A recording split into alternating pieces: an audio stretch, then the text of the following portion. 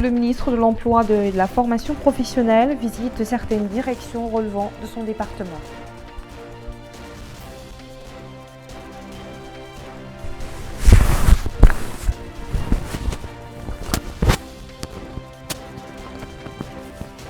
La ville de Tijikja abrite le coup d'envoi de la composante financement et suivi au profit des coopératives au niveau de la wilaya.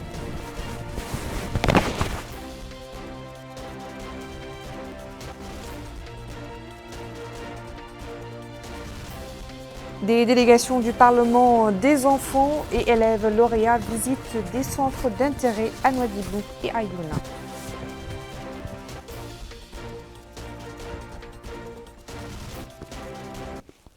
Voilà pour les titres, bonsoir et merci de vous joindre à nous.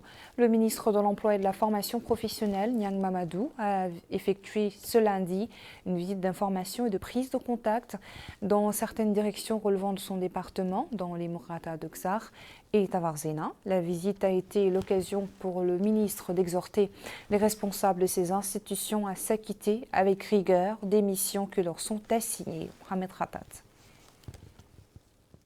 Visite du ministre de l'Emploi et de la Formation professionnelle, M. Niang Mamadou, dans certaines institutions affiliées à son département.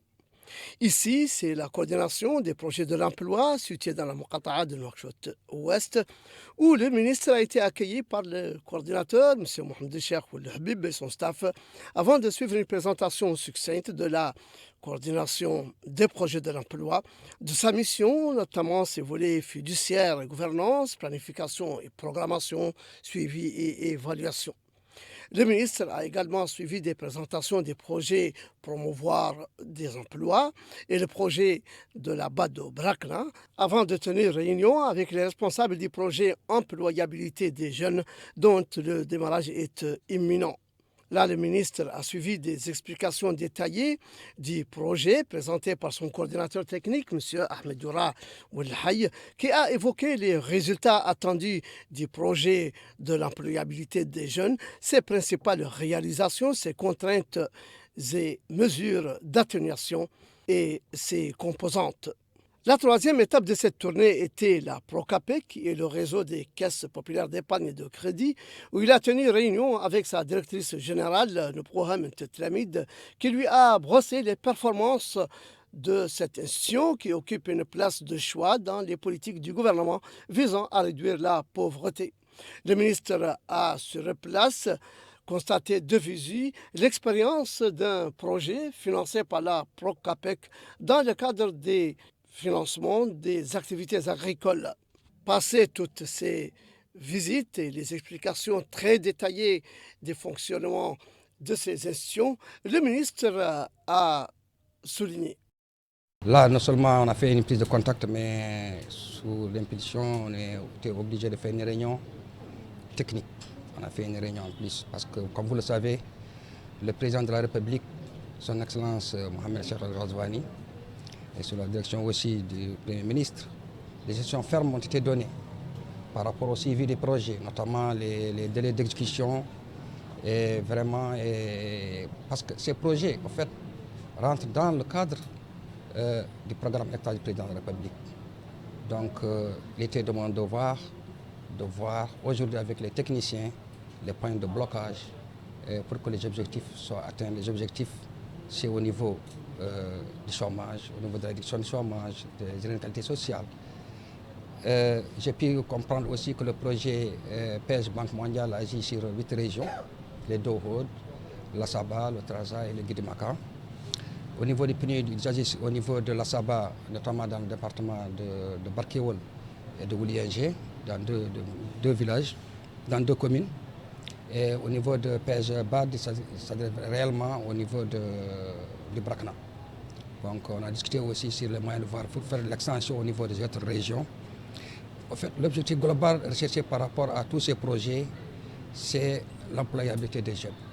L'employabilité des jeunes, ça fait partie aussi d'une branche très importante de son Excellence le Président de la République, Mohamed Cheikh Al-Ghazouani.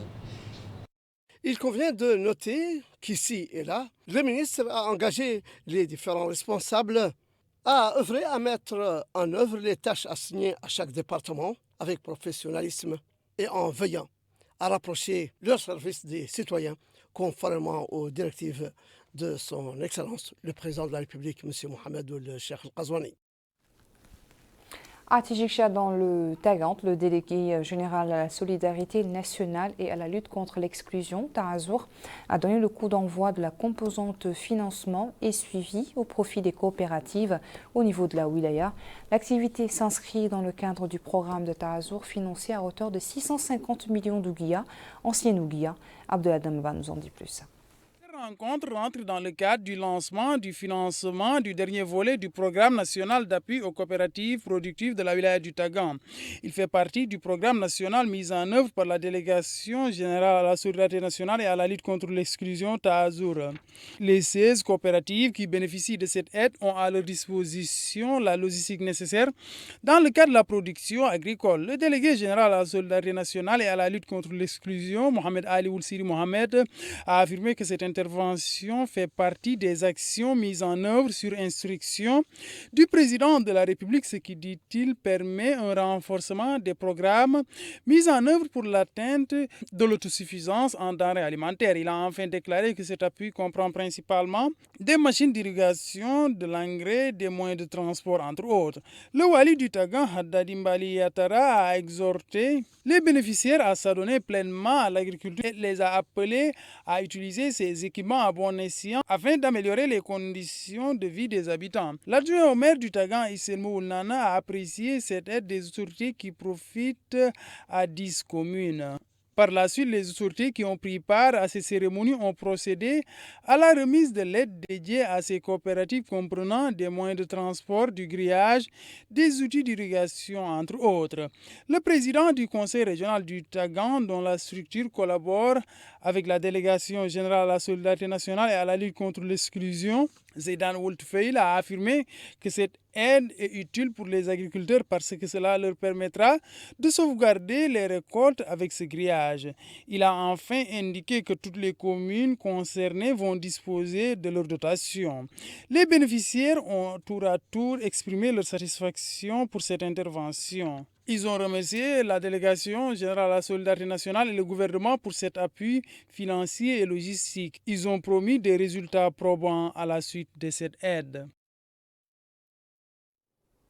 Ici à Nouakchott, la délégation générale Tahazour a achevé les opérations de distribution de cash transfert au profit de 3000 familles sinistrées, lancées le 31 août dernier.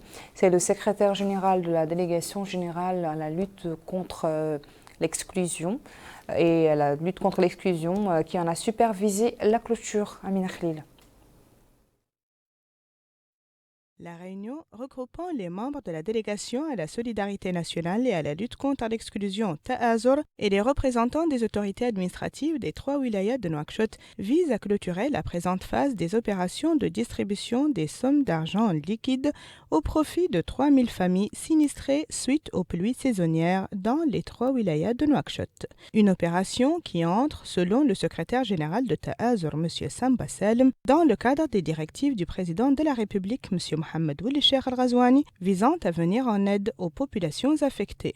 L'aide lancée au mois d'août passé à partir des centres d'accueil et, poursuit le secrétaire général, d'un montant de 50 000 anciennes ouguiyas par famille. Elle est destinée à renforcer la résilience des familles face à cette situation particulière. Les participants ont suivi, durant la réunion, des exposés portant sur les mécanismes d'octroi des sommes en question ainsi que les méthodes adoptées pour garantir la transparence du processus. Des méthodes qui, selon le Wali de Nouakchott Nord, M. Si Mamadou Koujil, ont abouti en collaboration et en concertation avec les autorités administratives locales. L'opération, qui a duré 2 semaines, a inclus les 3 wilayas de Nouakchott et a été couronnée par l'établissement de la liste finale des familles ayant droit à cette phase d'aide financière accordée par Tahazour aux familles déplacées de leurs ménages inondés ou devenus inaccessibles. Voici à présent les hauteurs de précipitations enregistrées hier dans quelques wilayas du pays.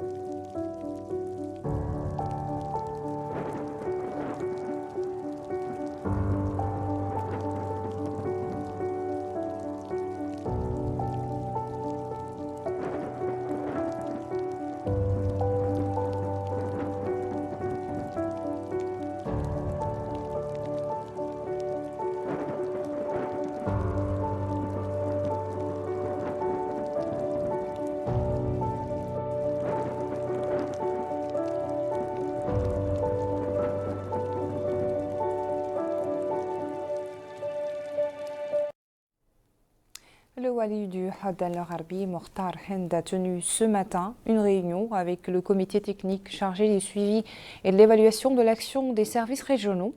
La réunion a été élargie aux chefs des services administratifs et sécuritaires ainsi que la région, l'association des maires et de la société civile. L'objectif de la rencontre visait à examiner les voies et moyens permettant de rapprocher les services de l'administration des citoyens.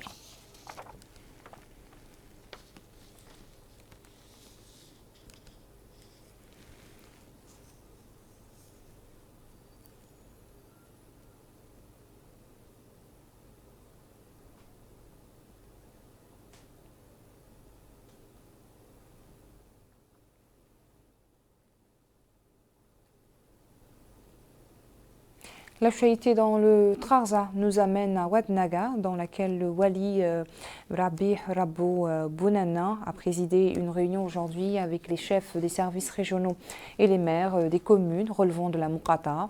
La rencontre était l'occasion de passer en revue les problèmes posés au niveau de chaque commune. Le wali a appelé à l'élaboration d'un plan d'action bien étudié permettant d'une part de dynamiser l'action des institutions publiques, d'autre part et suivre l'avancement des travaux en leur sein. En marge de la réunion, les commissions de l'environnement, de la santé, de l'éducation ont été mises en place et chargées de suivre la situation sanitaire, d'entretenir le stock pastoral et de préparer la rentrée prochaine. Après la réunion, le wali a inspecté les centres de santé de la Moukata et s'est enquis de l'avancement des travaux et des moyens et procédures déployés pour offrir un bon service de santé. La capitale du Had el-Gharbi, cette fois celle de Dakhlet Nouadhibou, ont reçu la visite d'un groupe d'enfants issus du Parlement de ces derniers et d'autres lauréats des examens de fin d'année scolaire. L'occasion pour ces jeunes hôtes de visiter des centres d'intérêt à Ayoun et à Nouadhibou. Bakar Belaba. Ces excursions exploratoires visent à faire connaître aux enfants parlementaires certaines wilayas de leur pays, développer leur esprit d'exploration et contribuer à l'intégration sociale. À Nouadhibou, ces enfants ont été édifiés au siège de la commune sur les missions de cette institution, dont les membres sont élus par la population. Ainsi, le maire de la commune et d'autres responsables ont passé en revue les missions assignées à la mairie dont le travail vient en complément avec les services compétents: éducation nationale, santé, jeunesse, sport, culture, entre autres. Les enfants ont pu aussi visiter le stade municipal de notre capitale économique et le centre communal Savoir pour tous. Durant ces étapes, ils ont reçu des explications détaillées sur le fonctionnement de ces structures qui accueillent des activités à caractère ludique. Au Had el-Gharbi, là aussi, les enfants parlementaires ont vécu à l'heure des visites exploratoires. À noter que la première version du programme des excursions exploratoires se distingue dans sa forme, ses objectifs et ses parcours en reliant les différentes parties du pays et en incluant des enfants qui ont excellé dans certaines étapes de leur cursus scolaire. À Ouénat Esbel, la problématique de l'eau potable est désormais un lointain souvenir. Les habitants de cette localité du Had el-Sharqi disposent de cette source de vie depuis la nappe de Dar. Bokar Belaba nous explique. Permettre aux populations locales d'accéder à l'eau potable, telle est la mission assignée au projet Aftout el-Sharqi. Dans la Moukata de Djigeni au Had el-Sharqi, notamment dans l'arrondissement de Ouénat Esbel, les efforts de l'État se déclinent par la mise en œuvre d'installations permettant de faire fonctionner un nouveau réseau dont la capacité est estimée à plus de 50 000 mètres cubes par jour au profit des populations locales. Et toute la logistique est déjà en place et le projet est salué à sa juste valeur par les populations d'Ouénat Esbel. Ainsi, ses habitants remercient le président de la République et le gouvernement pour la traduction sur le terrain de leurs engagements. À Ouénat Esbel, l'amélioration des conditions de vie des populations passe donc par l'amélioration de l'accès à l'eau potable. Mohamed Lemine Routar est le directeur administratif et financier à la commune d'Aouinatisville, explique que ce projet est d'une grande importance pour les populations locales, d'autant plus que l'accès à l'eau potable permettra de booster les activités de toute la zone. À Efderik, l'heure est aux travaux champêtres. La bonne pluviométrie enregistrée cette année au niveau de la ville de Tiris-Zemmour a été une source de motivation pour nombre des habitants de la ville pour labourer les parties asséchées du barrage. Amina Khlil nous fait découvrir. Suite au lancement de la campagne agricole dans la wilaya du Tiris-Zemmour, les agriculteurs poursuivent l'aménagement des terres se trouvant à proximité du barrage Merkli d'Efderik. D'une superficie de 300 hectares environ, ce champ produit différentes espèces de fruits et légumes et réunit près de 50 familles. Le secrétaire général de la fédération Twik et Merkli, M. Sidi Ahmed Hamza, a précisé que chaque surface aménagée doit avoir un équivalent de semences variées, octroyées aux agriculteurs. Il a donc demandé aux services concernés de leur fournir le complément de semences avec les variétés nécessaires ainsi que l'augmentation du grillage reçu afin qu'ils puissent protéger la totalité de la ferme. Les femmes n'ont, selon Mme Amina Brahim Soula, pas été exclues de l'activité agricole. Elles ont leurs terres qu'elles cultivent au fur et à mesure suivant la régression des eaux. Quant à M. Sidi Mohamed Ould-Sidi El-Amin, il a précisé que la présente activité intervient en réponse à l'appel émis par le président de la République, M. Mohamed Ould-Cheikh Al-Ghazouani, visant à assurer la sécurité alimentaire nationale. Enfin, le hakem de la Muqata'a d'Efderik a précisé que les populations locales ainsi que les acteurs du domaine de l'agriculture ont répondu massivement à la campagne de sensibilisation menée par les autorités locales. 700 agriculteurs au total venus de la Muqata'a d'Efderik et même d'ailleurs. Il a enfin affirmé que les parcelles de terrain, semences et grillages ont été distribuées de façon équilibrée, équitable et bien réfléchie. Il est à noter que la seule Muqata'a d'Efderik renferme 80% des terres cultivables de la wilaya du Tiris-Zemmour.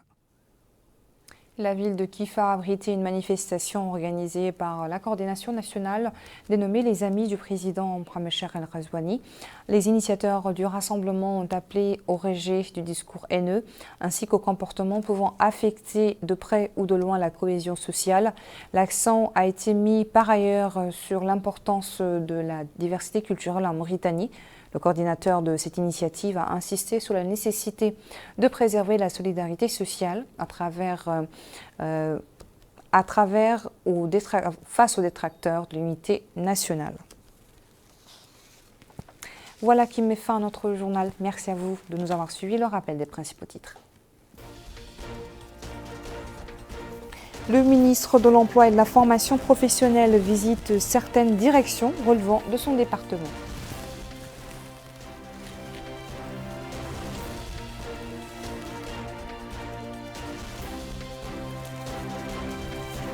La ville de Tijikja abrite le coup d'envoi de la composante financement et suivi au profit des coopératives au niveau de la wilaya.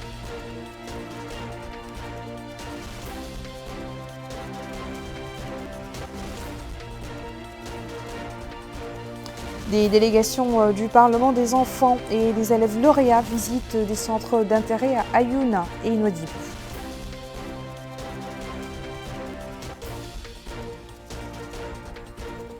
Voilà, je vous laisse en compagnie de Addahi Khaitara pour votre émission. Bonne soirée.